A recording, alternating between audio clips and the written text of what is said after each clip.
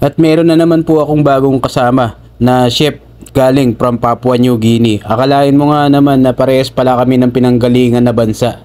Dati-dati nangangarap ako mapunta sa company nila sa Boracay Food World dahil isang malaking kumpanya yon dun sa may Papua New Guinea sa Port Moresby. At dahil nga napakaganda ng kanilang company, may supermarket, grocery at saka meron din mga restaurant.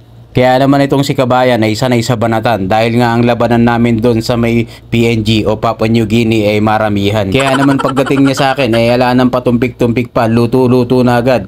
Kaya naman doon ko na siya pinuwesto agad sa noodles at habang ako naman ay nagsushi. Kaya naman sabi ko, sabihin mo lang lahat ng kailangan mo at i-guide kita, ituturo ko sa iyo kung ano yung mga procedure natin dyan sa pagluluto.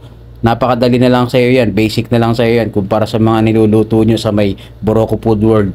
Kaya easy na lang sa iyo yan, pare ko. Sabi ko naman kay Kabayan. Kaya nga unang araw pa lang niya napalaban na agad siya. Kaya naman pinagluto ko na agad siya ng mga noodles at sinabi ko na lang kung anong mga dapat niyang kunin. At kaya naman parehas kami ng bansa ng pinanggalingan. Kaya naman compatible kami sa galawan. Kumbaga salitan kami. Pero sa sushi ay hindi niya pa ganun ka-master. Kaya naman dyan muna siya. Pero pagdating naman dun sa may noodles ay ala ko masabi kay Kabayan. First day pa lang alam na niya agad lahat ng gagawin. Kaya naman binanatan ni Kabayan yan.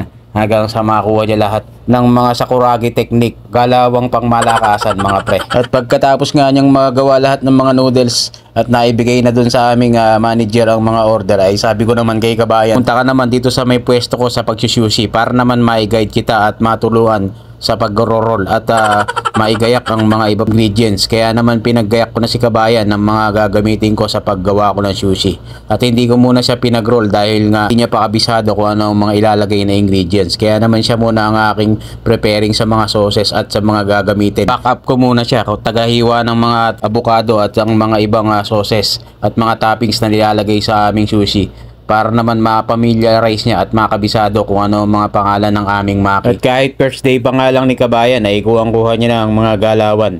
Kumbaga mga sakuragi technique ba. At kahit nga 5 months pa lang dito si Kabayan sa Saudi Arabia ay medyo nangangapa pa raw siya sa weather. Dahil nga napakainit nga daw dito.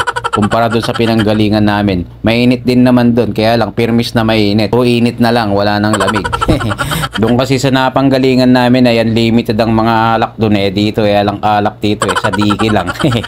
Joke lang po. Biro lang po yon mga Kabayan. At dahil nagustuhan na nga ni Kabayan dito sa akin ay sabi niya sana nga makuha siya. Huwag ka akong mag-alala, i-rekomenda kita kay madam.